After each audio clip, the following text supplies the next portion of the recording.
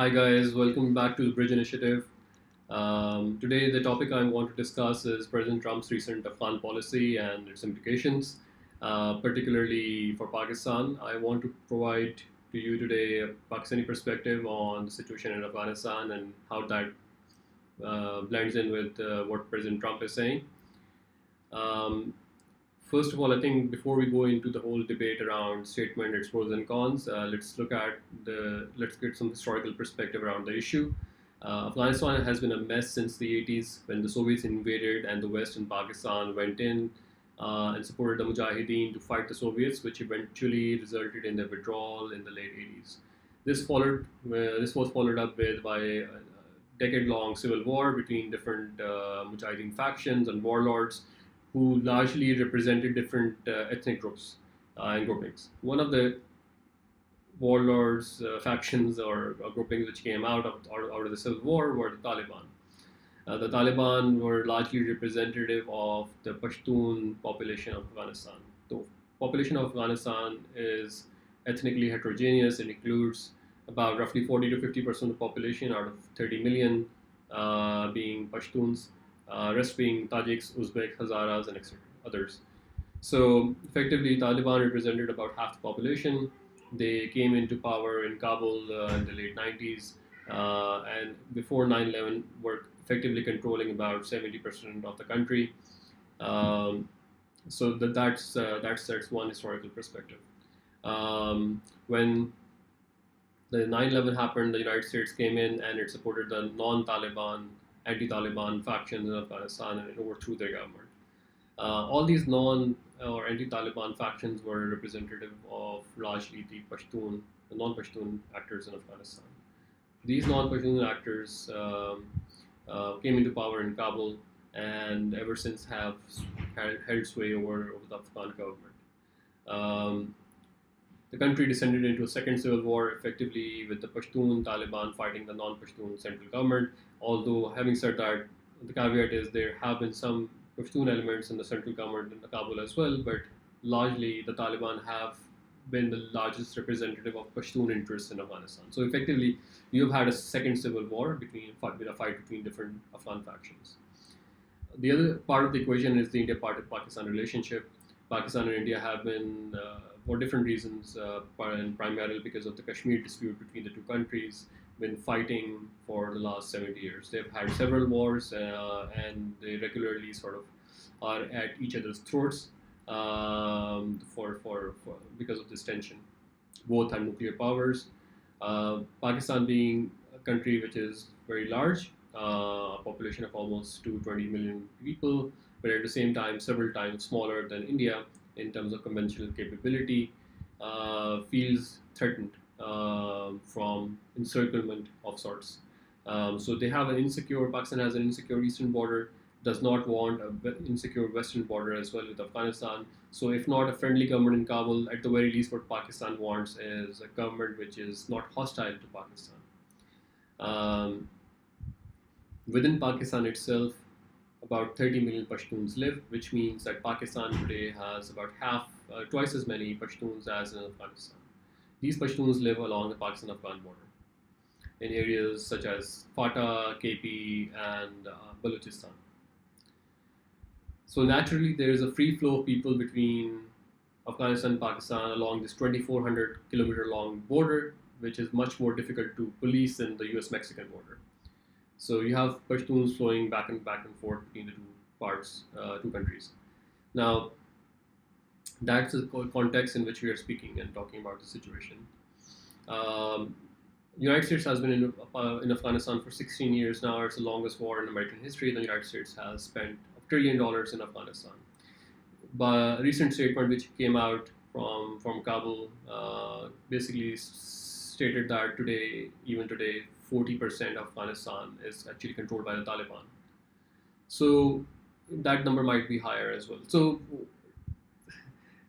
despite spending 16 years, $1 trillion, and at one point more than 100,000 troops in Afghanistan with NATO and the United States, the West has not been able to pacify the country. The Pakistani perspective on this is that you have mixed up two very different issues. there was the international terrorism incident, which brought you to Afghanistan and to fight groups such as Al Qaeda. But you have gotten yourselves involved in a civil war, and that civil war is unwinnable because at the end of the day, you are fighting a war with half the population of Afghanistan by supporting the Northern Alliance people effectively in Kabul. You're fighting the Pashtun majority of the country, or Pashtun at least 50, 50% of the population. And that is why it's an unwinnable war. You cannot win a civil war. You can obviously fight the Al Qaedas of the world, but you cannot fight half the population of Afghanistan. That's where Pakistan comes in. Now, every regional country here, including India, including Pakistan, including Iran, Russia, China, everybody is supporting somebody in Afghanistan. Um, President Trump basically has come out and essentially laid the blame of US failure in Afghanistan on Pakistan. And verbatim, if I talk about it, he's saying we are providing sanctuaries to the Taliban.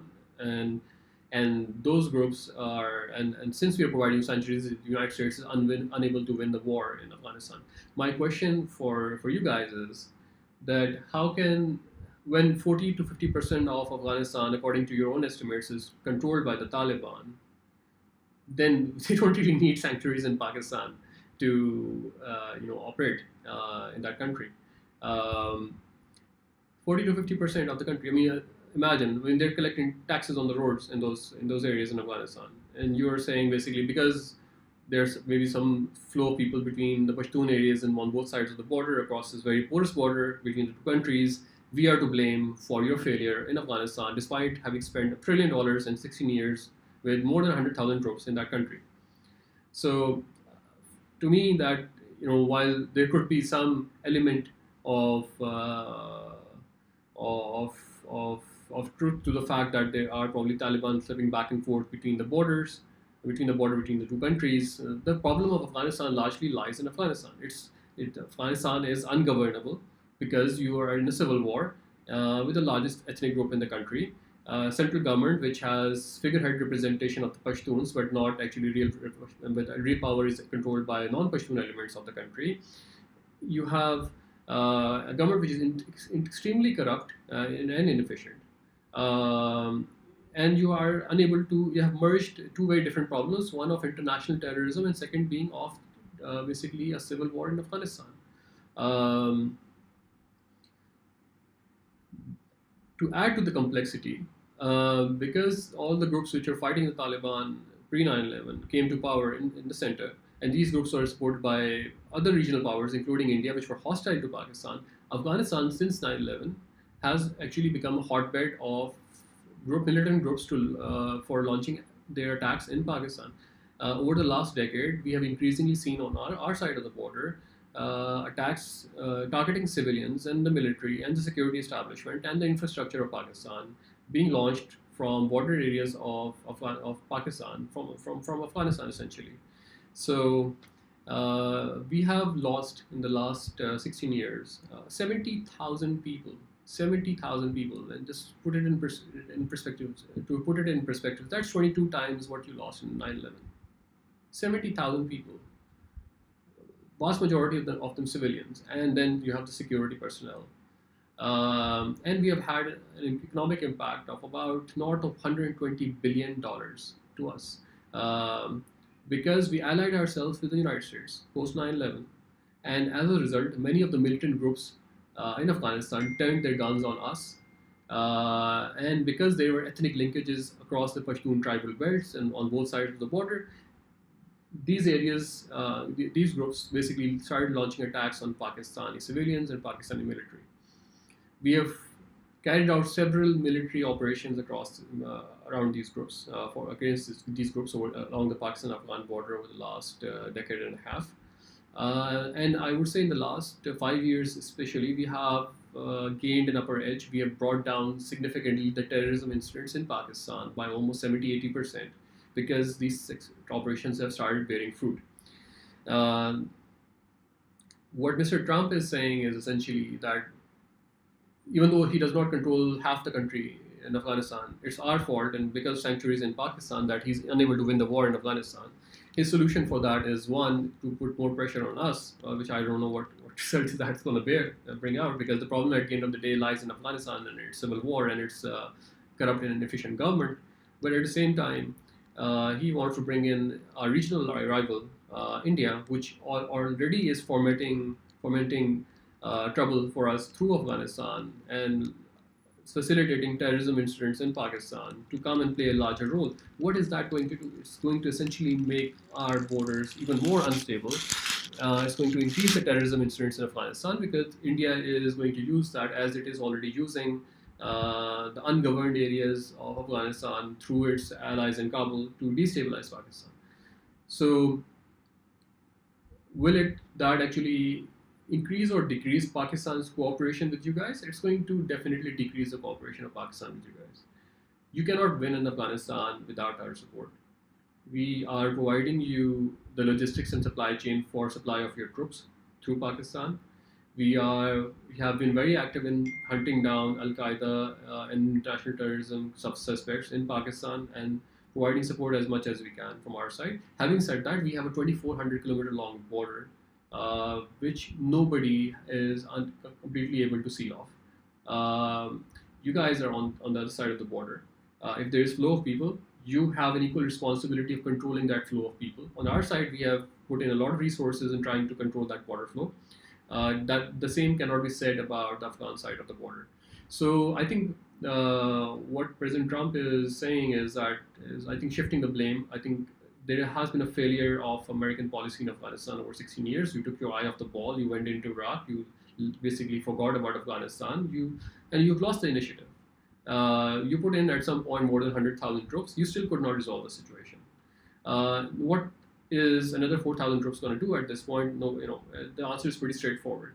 Secondly, if by increasing the insecurity for Pakistan, are you going to entice more cooperation or less cooperation from the Pakistani state? The answer is pretty clear. So, so unless the intention is something else, which I think many people would say is something else, then this policy is not going to get you anywhere. This is a war which is unwinnable. Nobody has ever won a war in Afghanistan. Let it be the Soviets or the British or you guys. So I think let's look at what the solutions are. The solution is not a military solution. The solution is ending the civil war in Afghanistan. And how do you end the civil war? You bring in all groups which represent different ethnicities and groupings in Afghanistan to the table and have a political settlement. That would mean you have a political solution. You bring Taliban to the table and have solution of sorts. The last time we tried this solution or trying to have a political dialogue, Pakistan facilitated discussion between the Taliban and the United States and Afghan government. The United States ended up killing the leader of the Taliban through a drone strike. So, so if I think you need to make up your mind. If you feel you can win the civil war by dropping more bombs, then please go ahead and be our guest.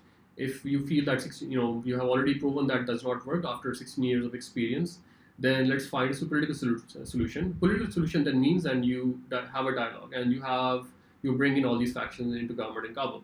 And if you have any other solution, please let us know. But from our perspective, there is no military solution here. And just putting more pressure on Pakistan and making the region more or destabilizing the situation further and bringing in all other regional actors in Afghanistan and heightening the civil war over there as a result. I mean, if you think that's a solution, then good luck to you.